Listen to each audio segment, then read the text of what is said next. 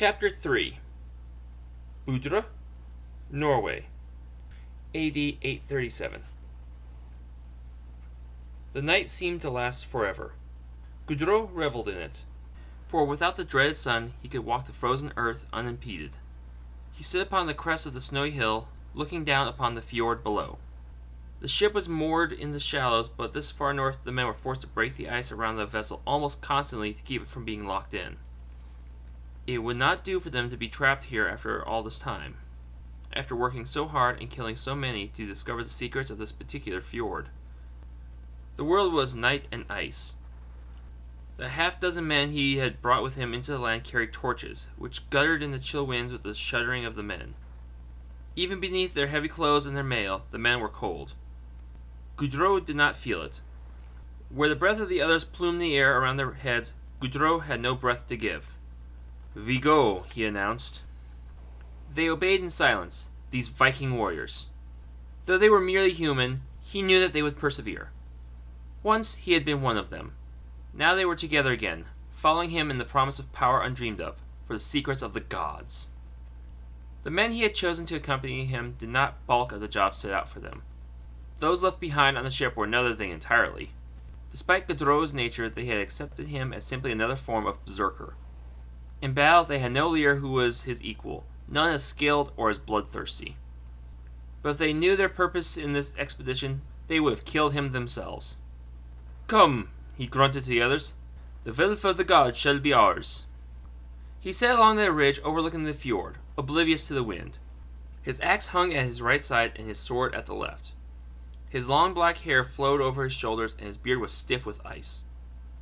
Many of the others wore caps of fur and leather, but just as he did not bother with a helmet for battle, he had no use for a cap now. For hours they walked, and the long night wore on. They lost sight of the ship quickly enough, and traveled deeper and deeper into the fjord, much farther than the ship could ever have gone. Several of the torches burned down to nothing and were left behind to sizzle in the snow. Still Gudro led them on. He did not need a flame to see by. The pass was exactly where he had been told it would be. The craggy path that descended along the inner wall of the fjord would have been invisible from top or bottom, and he only found it because he knew exactly what he was looking for. With a triumphant laugh, the Viking leader started along the hidden path. The way was treacherous, the wind gusting fast enough to bend him over. Ice and snow lashed at their faces, kicked up off the ground by the wind. Gudro glanced back and saw that his warriors were shivering, their teeth chattering, their skin blue and stiff.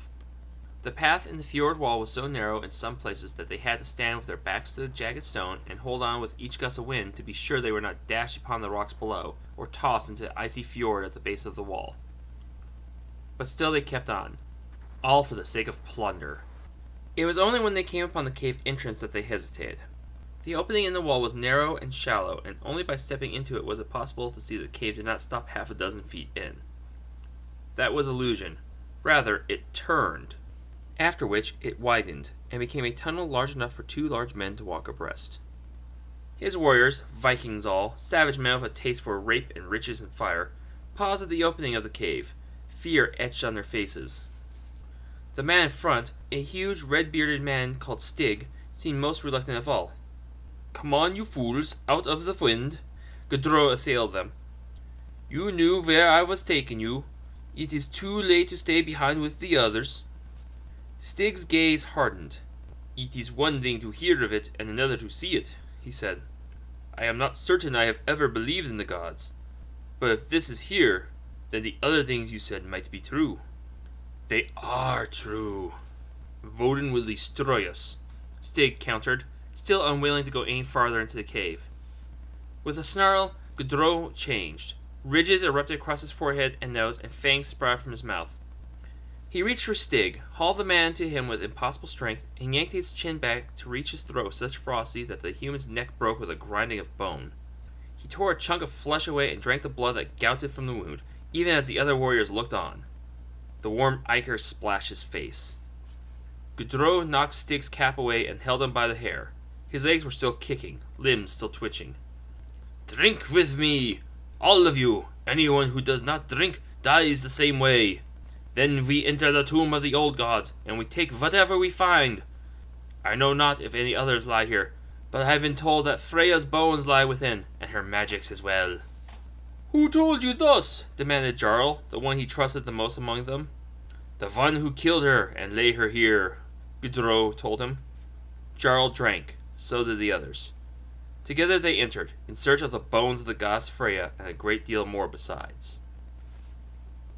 Gullopigan, Norway, April 2nd, 1940. It hurt to move. Drusilla had been cold before. For the most part, it never bothered her. Her mind was so often away from her body that her skull barely felt like home anymore. But this was different. She and Spike had been forced to swim ashore outside Bergen several days before. They had needed warm clothing and transportation and had killed for both. But even the heavy wool sweaters and jackets they now wore were not enough to protect them from the elements. They were halfway up the side of the tallest mountain in Norway. The wind that swept the face of the mountain cut through them without mercy. Initially, Drusilla had paid it little attention, though Spike had complained a bit. When it had grown cold enough that even she could not ignore it, she studied her physical reaction to the temperature with curiosity. She was dead. The cold could not kill her. But vampires did not have any internal body heat save for what they stole from the blood of others, and it had been too long since they made a fresh kill. When she moved, climbing the mountain, her bones ached as if she were not only still human, but old. Interesting, but only enough to hold her attention for a few seconds at a time. There was no danger in it, after all. Spike seemed to have grown depressed, however, and Drusilla wanted to cheer him up. He was her special boy, after all. Look at the stars, Spike, Drusilla sighed happily. The moon is hiding from them. They're triumphant. It's so beautiful. Yeah, bloody magnificent, he groaned. Her eyes went wide, her lips opening in the tiniest pout. What's wrong, pet? I'm cold, that's what's wrong. Oh, my baby, she cooed, reaching out to stroke his cheek. Don't worry. Next time we see some people, I promise we'll eat them, all right? Lots of hot, sticky blood for you. We'll make it sing. Spike allowed a thin smile. You always know just what to say, Drew. They were both quiet after that. The mountain seemed to breathe beneath them, and Drusilla studied the sounds it made.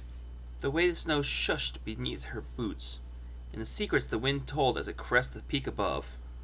From time to time, Spike would grumble, and the noise of him, his nearness to her, would remind her what they were doing there on the mountain. She tended to be a bit forgetful.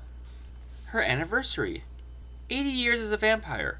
Her birthday. It wasn't too far off now, later in the year, and Spike had asked her what she wanted. Drusilla was lucid enough to realize that most vampires did not receive gifts on that day, but it was a tradition begun for her by Angelus even before she made Spike a vampire. Angelus.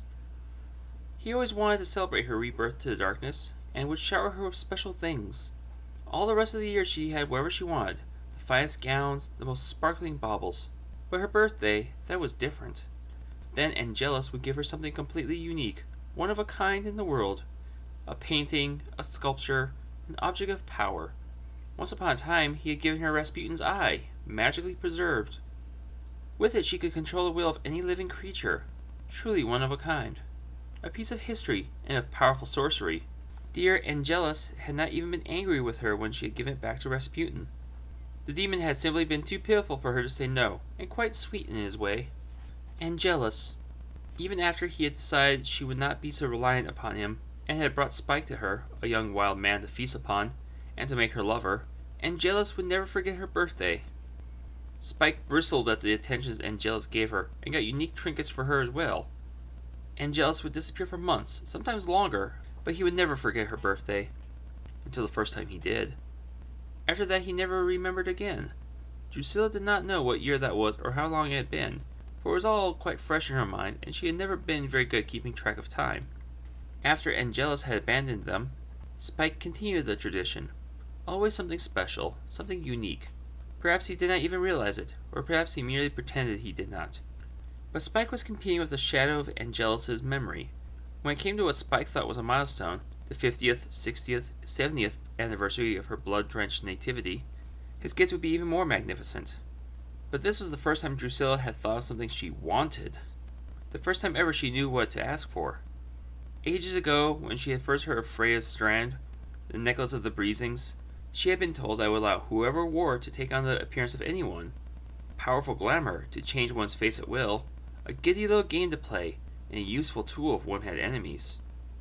It made her curious, but not for long. Few things did. Then, only a handful of months ago, she had heard another story about Freya's strand, a little-known side effect of its glamour and magic.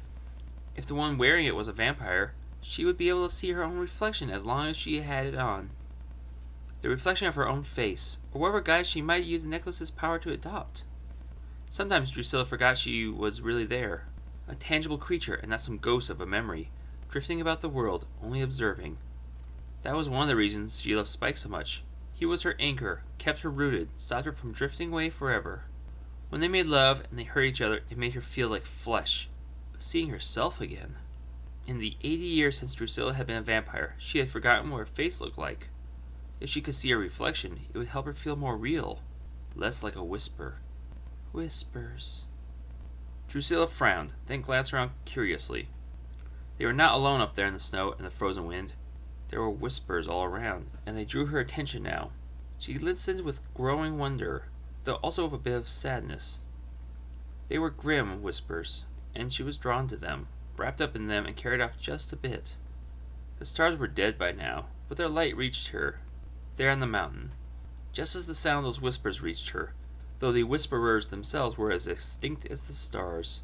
She drifted, and could no longer remember what she had been thinking so much about only a moment before. Spike loved Drusilla more than anything. He could deny her nothing, but he had long since begun to wish she had asked him for something a bit simpler to acquire than Freya's strand. Still, he had promised, and he was not about to let his baby down. With the wind whipping at him, his body temperature still dropping, Spike hunched over farther and continued to climb. From time to time he stopped to check the map he had marked at the start of their trek. Adrian had given him coordinates and landmarks, but at a certain point they would simply have to keep their eyes open and hope. This far north the days were still incredibly short, but if they failed to find Skrymyr's lair by dawn, that would not matter at all. A few minutes of daylight or many hours, it did not matter. The sun would kill them just the same. Only moments after that thought went through Spike's mind, Drusilla stopped abruptly. He had been following her and nearly knocked her over. "Drew?" he asked, concerned. "I can hear the clang of axe on bone. It echoes. Can you hear it too?" Spike nearly uttered an automatic reply. A denial, of course. Drusilla spoke so frequently in mad little riddles. Insanity turned into lilting poetry. It was one of the things he loved most about her, the way she perceived the world's beauty and horror so much more keenly than anyone else he had ever met. She was sane enough to realize that most of her perceptions were hers alone, and did not usually ask if he shared them. When she did, he never lied. The words, "Of course not," were on the tip of his tongue. But then he saw the tumble of gray stone that lay ahead of them, set within an enormous crevice that seemed cleaved out of the mountainside by some colossal blade. They had reached their destination, the stronghold of Skrymyr. Once, centuries upon centuries before, it had been a Viking castle. Now it lay in ruins. It was not a castle, but the ghost of one. Somewhere beneath, in the bowels of those ruins, the demon Skrymyr made his home. If the legends were to be believed, Skrymyr had been there when the Vikings still roamed the land, and even before, when the gods of Norse mythology thrived, when giants and dark elves and hideous dwarfs populated the Northlands. Spike had seen enough in his life to believe anything, but he knew he did not believe in gods. There had been a time when monsters stalked the long nights, and then there had come a time of heroes, men and women brave enough to face the things in the dark. Not gods, just humans. The monsters, though, he certainly believed in those. If legends could be believed, Skrymyr was one of them. Spike did not know if he had ever met a creature as old as this demon was supposed to be. He wondered about those ages past, and what the demon's eyes had seen. "It echoes," Drew had said. "It echoes," Drew had said. "Can you hear it too?" Staring at the gray stone corpse before him, Spike paused. "You know, love, I think I can," he whispered. "So much blood," she told him. "Old blood." Together, they carefully started to climb down into the crevice toward the devastated stronghold. Spike found, to his amazement, that he did not feel cold anymore. Not at all. Dawn was hours away, but Spike was anxious. They were still on the snow-covered side of an enormous mountain. The ancient, crumbling stone stronghold around them offered little by way of shelter, but it was going to have to be enough. Even if they could not find a surviving chamber or even a bolt hole into which they might withdraw, the tumbled walls at least would provide shade from the sun. They had to. "You still hear anything, Drew?" he asked, and flinched as his own voice echoed back to him from the crevice around them. Drusilla was perhaps 30 feet away, caressing the smooth edge of stone that might once have been part of a window. She touched the cool rock surface as though it were her lover, and gazed at it as though at any moment she expected it to speak, and she dared not miss a word. Spike frowned at her lack of response and kept looking. The place was a shambles. Snow had piled up on the floor and across the rubble, though there were a couple of spots where enough roof remained to cast the illusion that they were still inside. The ruins extended much further than they had appeared to from above. Entire portions of the foundation, where the walls had fallen down completely, were covered by snow. Shattered arches and other supports had not been visible from above, and even down among them the snow obscured detail. They searched every corner, moved stones away to reveal tiny hollows in the rubble, trod every inch of snow, even along the perimeter of the structure. According to Adrienne, it had once been Skrymir's stronghold, which might as well have been true at one time, but certainly was not now. That little trollop, Spike grumbled to himself.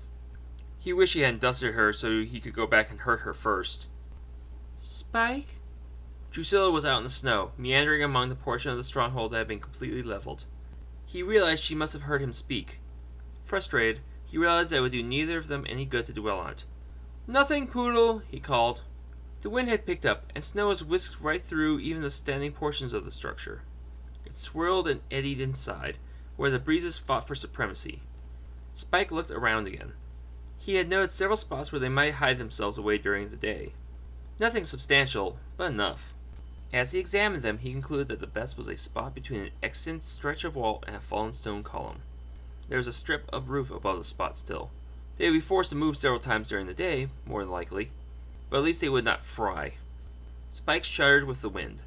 The cold was getting to him again, down inside his bones. He knew that if they slept, they would wake with frost crusting their eyes closed, perhaps clogging their nostrils. It would not be the first time such things had happened to him.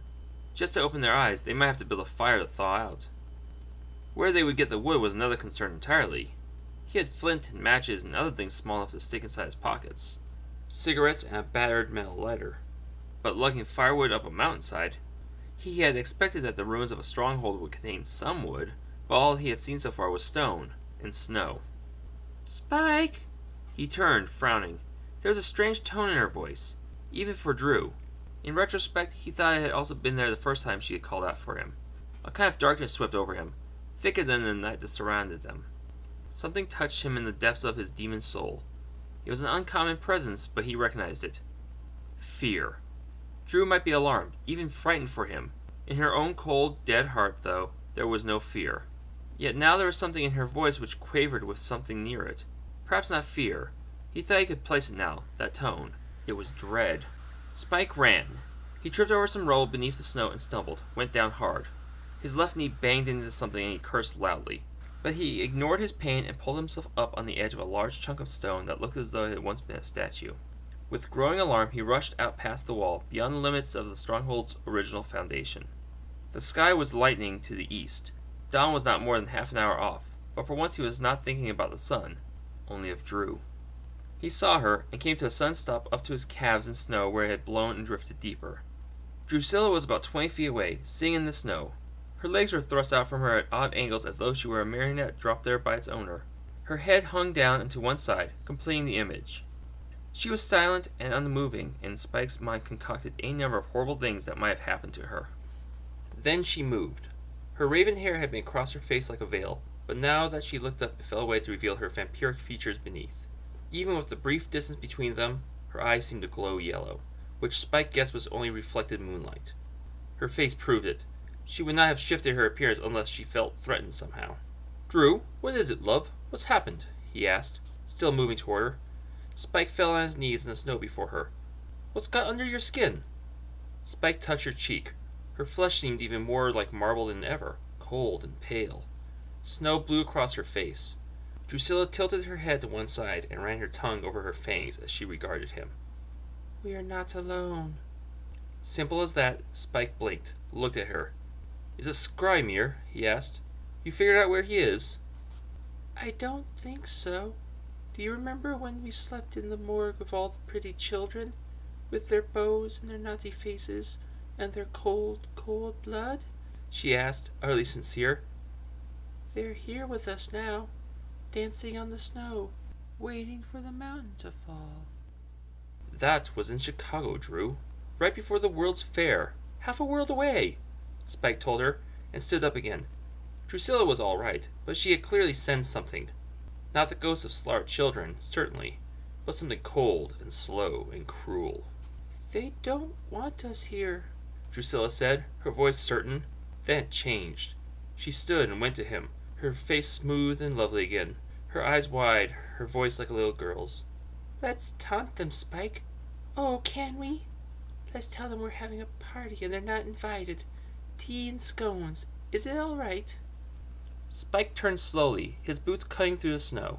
In the sky lightning, he stared at their surroundings more carefully. The ruins were a dead end. He felt that strongly, and Drusilla's moment of prescience had not come within the stronghold, but here, on the snow. And there was nothing down there with them, save for the rubble. Nothing but ice and snow that had built up on the craggy walls of this cut into the flesh of the mountain. Spike studied the walls, and found that his gaze kept roving back to one particular spot, where an odd outcropping from the wall beneath had provided the foundation for an even stranger formation of ice and snow. It was beyond Drusilla perhaps 30 yards, and a bit higher up inside the crevice, closer to the heart of the mountain. They don't want me to have my prize, Drusilla whispered petulantly behind him. Spike trudged across the bottom of the crevice. The snow deepened as he got closer to the wall. It was above his knees when he came close enough to the ice formation to reach out and touch it. The wall began to rumble as though an avalanche were about to occur. The formation cracked down the center and snow spilled off it along with shards of broken ice. The ice was splintered, cracking all around the bizarre outcropping, separating. It began to move. Spike staggered backward, staring at the ice formation. It cracked and surged as though something beneath it were trying to break free. He had moved back a dozen feet, peering at the ice in an attempt to see what was behind it. With a pop that resounded throughout the crevice, the top of the formation finally split. The left side of the shattered ice broke away from the stone beneath, and turned to look at him. Its eyes were blue and cold, and its mouth was filled with jagged white shards. What the f— It reached for him then, one arm breaking away from the frozen body to strike impossibly fast. Spike was only just out of range, but he felt the wind of its icy claws pass by his face, impossibly cold. Sub-zero. It made the air around him feel balmy by comparison. Still up to his knees, Spike turned and thundered through the snow toward Drusilla. For her part, she only stood staring at the creature, a tiny smile playing at the corners of her mouth. "Drew, run!" he shouted. "Get inside the ruins! Hide behind the wall! Just go!" But Drusilla did not move. Spike could hear the crackling behind him, the tinkling of tiny bits of ice sliding down a frozen surface. He stared at Drusilla, but her eyes were locked on the creature behind him. Skrymir, he thought. It could be. But if so, they needed the demon calm before they could talk to him. They're beautiful, Drusilla said suddenly. All prisms and sharp edges, and they make music like wind chimes. Spike paid little attention to her observations, save for one. A single word, in fact. They. Oh, right, he muttered to himself. Why the hell not? More the merrier. Then he looked back and saw that Drusilla was right. The ice formation had split down the middle to produce not one, but two enormous creatures. Their bodies were jagged points and ridges, their heads covered in spikes that might have been icicles if they didn't look so deadly. The first of the monsters to emerge was roughly 11 feet tall. This new one was even bigger, and broader across as well. He cried out again for Drusilla to find shelter, and he ran as fast as he could manage in the snow. It was not as deep now, halfway to his knees, but it was still deep enough to slow him down. They were almost upon him. Right, that's it then, he grumbled. He stopped short in the snow and turned to face them. The lumbering ice creatures came on, thundering toward him. Snow kicked up by their massive feet sprayed all around him. The sky continued to lighten. Dawn 20 minutes away at best. That's far enough, he shouted at them. The larger one faltered. The smaller one came on without the slightest pause. Spike swore under his breath. Just hold on now, boys, he said loudly, trying another approach. Look, we're here to see Skrymir. Maybe that's one of you. The ice monster barely slowed. Ice and snow spattered Spike's face as they approached. As it reached out and batted him away, the frozen skewers on its knuckles tore into his face and made him cry out in pain and anger. Spike hit the snow, rolled, and was up instantly. His face and flesh were so cold that he did not bleed even a drop. He felt the contortion of his features, the elongating of his canines. "Round one to you," he said. "Trespasser!" rumbled one of the giants, his voice like an avalanche. "Shut your gob!" Spike snapped. The two of them moved on him, slower now, edging around to trap him between them. He bumped something behind him and jumped, startled. It was Drusilla. Her eyes sparkled with glee. "This is fun! Like having enormous pets. They're not very bright, though, are they?" "Fun?" Spike asked, eyeing the monsters. "They'll likely kill us in a moment, Drew. To my mind, killing's only fun when we're doing it." She looked sad at his scolding. Then she brightened. "Perhaps you could drop a wall on them." He glanced at her, but only for a single eye blink. Then he grabbed her arm, and they were running together for the ruins of Skrymyr's stronghold. She ought to have run before, but he was glad she had not. Spike was certain the monsters would catch them before they reached the stronghold, but they somehow managed to get there ahead of the ice giants. It was a pitifully simple plan. They moved inside the ruins, waited until things had come in after them, then slipped back out and rammed their bodies against one of the walls that was still standing. There was no give, not even a loosening of mortar. The creatures were moving, coming around to the other side. Together, Spike and Drusilla tried a second time. Spike dislocated his shoulder and roared with the pain. He bit into his lower lip and found a bit of blood that was not frozen. "So much for that. We're dead, aren't we?" Even as he said it, what remained of the ceiling of the stronghold cracked and then collapsed under its own weight and that of the snow on top of it. Enormous chunks of rubble rained down onto the ice giants. Spike darted around to one side of the wall to see them being smashed to thousands of shards of ice. A moment later, the rumble had subsided and the creatures were no more. Drusilla fixed his shoulder with one powerful tug on his arm. He roared with pain, but when it was over, he laughed and shook his head.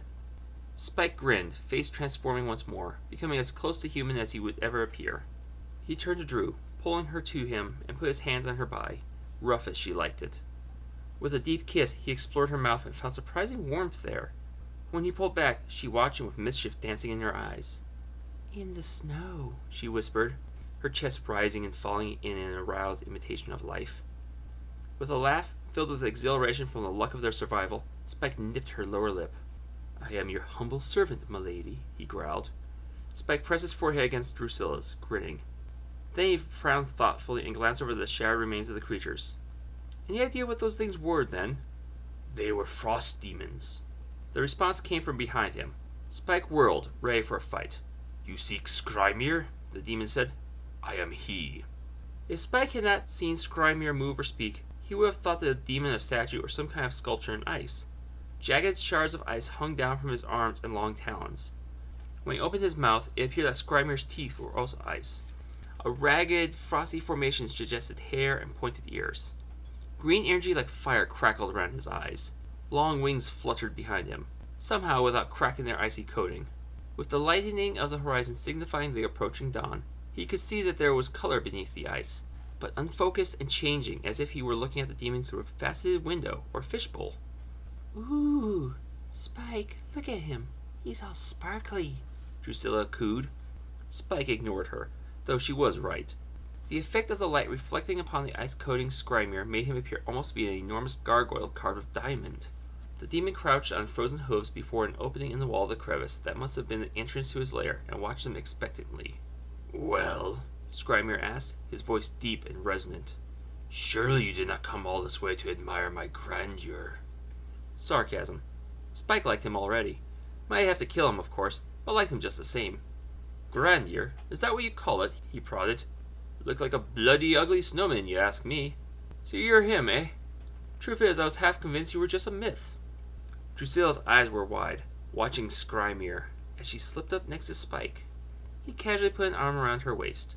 The demon rose up on his hooves a bit, extending his wings as he glared down upon them. Then he laughed, and the sound was like boots crunching on hard snow. "You are crude and insolent, but I have come to expect that from vampires. I am a myth, leech, but just a myth? Hardly. As for my appearance, perhaps you are right. Perhaps I place too much value on pageantry."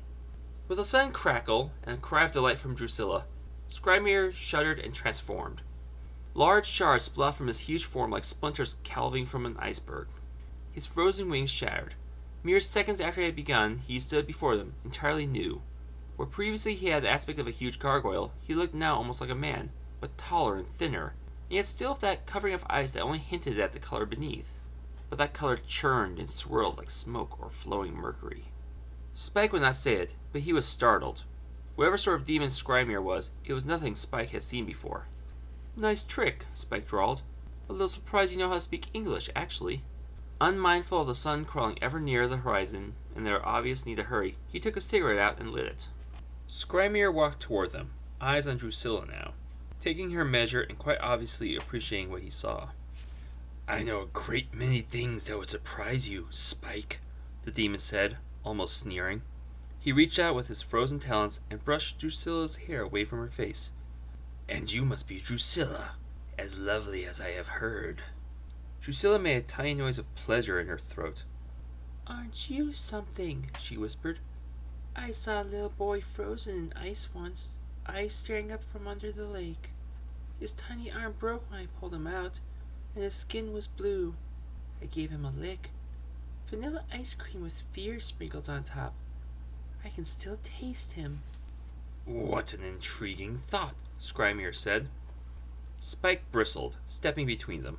Drusilla grunted as though an electrical current had been broken between herself and the demon. Spike glared at him, the smile on his features enhancing, rather than hiding, the jealousy and anger in his dead heart. "Enough playing around here. We came to talk. Let's talk. You gonna stand out here and watch us burn, or you gonna let us in?" Skrymir smiled, and the doubling effect of it, the suggestion of the face within his icy visage, was haunting. "By all means, come in. You've killed my door guards. The least I can do is show you some hospitality." The demon turned and walked toward the hole in the side of the crevice. Sunlight broke over the top edge of the crack of the earth where they stood. It would not be long until it rose high enough to spread its killing light down upon them. "Your guards attacked us," Spike retorted, still angry. Just inside the icy cave entrance, Skrymir turned to shoot Spike a withering glance. Evil shimmered off him in waves, but more than evil. Danger. Polite, yes, but as he had already proven, there was far more to this demon than Spike had expected. "You are not guests here, leech," Skrymir warned. "You are intruders. You still live only because I realized who you are and was intrigued to find you here. Beware your own tongue." Several nasty retorts occurred to Spike, but he amazed himself by remaining silent. As Skrymir disappeared into the tunnel that led down into his lair, Spike at first began to follow, but then paused. He felt that Drusilla was not with him any longer. When he turned, he saw that she was still in the crevice, gazing at the line of the daylight on one wall as it crept lower and lower with the sun's rise. "Come on, pet, we've come all this way. Let's get your prize, shall we?" Drusilla was mesmerized by the sunlight creeping across the frozen ground toward her. Ice sparkled in the heat of its touch. Spike shook her a bit. "Drew, come on." Swaying a bit, she turned to him, feeling as though she were in a dream. "Wouldn't you like to see it? Just once? Feel it? The night's a gentle lover, filled with caresses and tender kisses. But the sun would be violent and blindingly cruel." "Right," Spike sighed, "for all of 3 seconds. I know you've got higher standards than that." He gave her hand a tug and moved into the tunnel to follow Skrymir. Drusilla glanced once more with longing at the deadly, brilliant yellow light. Then she moved after him into the tunnel. The demon had gotten far ahead of them, but the way was clear enough.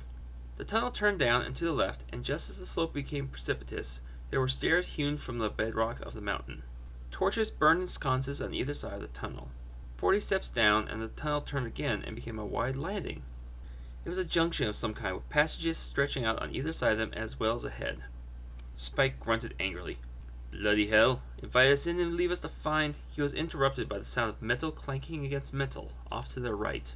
As Drusilla peered into the darkened passage, a torch roared to life. The creature that held it was not more than 3.5 feet tall. It was hideously ugly. The dark and leathery flesh of its face protruded in whorled plugs of skin like the knots on an old tree, and it was covered with layers of filthy cloth over which it had some sort of metal breastplate. It had a helmet atop its head from beneath which scraggly strands of mad hair hung. At its hip, a small double-bladed axe with gleaming edges hung from a leather thong. "My master awaits," it croaked in halting English, words it probably did not even understand. "You will follow." Drusilla studied it curiously. She smiled at, but the creature seemed to ignore her. Well, aren't you an ugly little git? Spike said, chuckling. You look like the arse end of a Valra. Now, Spike, be polite, Drusilla chastened him. She flounced a bit as she moved toward the dwarf and knelt in front of it. You're like a little doll, She crooned to it. the kind only bad girls get. You've just eaten, haven't you? I can smell it. She turned to look at her grumbling lover, knowing he could never resist her. Spike smiled thinly and nodded. Go on then, Munchkinland. We'll follow. Without a word or glance, the dwarf turned and led them along the passage, torch held high. Spike paid close attention to their path. Drusilla realized he must have been concerned about possible routes of retreat in case they had to find their way back out of there quickly. Drusilla thought it all a bit silly. It was a grand adventure, going down into the demon's lair. He knew our names, Spike mumbled to her. Well, he should, shouldn't he? Drusilla replied. We're a spectacle, we are. I want all the things in the dark to know our names. The passage was wide enough for them to walk side by side, and Drusilla's fingers entwined with Spike's as they followed the dwarf. She hummed as they went, an old nursery rhyme. They came to another set of stairs and went down them to find a thick wooden door. The tunnels were made of ice and stone, but this was the first they'd seen of wood, and of metal save for that worn by the dwarf. The little beast rapped on the door, and a moment later it was opened. Bugger all, Spike muttered. Drusilla gasped in admiration. The room was enormous. Pillars of ice and stone stood high enough that their peak could not be seen in the light thrown by the many torches in the room.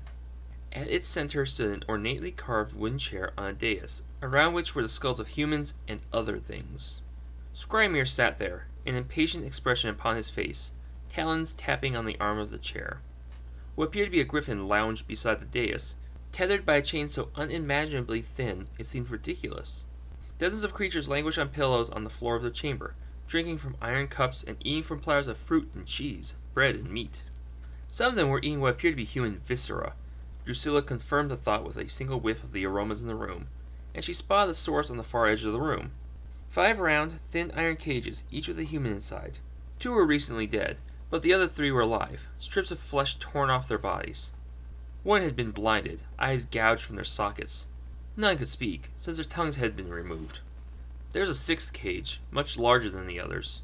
The thing inside had no head, but mouths and eyes all over its trunk, 6 arms, and a prehensile tail that thrust out over the bars at anything that passed close by. Even as Drusilla watched, one of the armored dwarves had to step quickly to avoid it.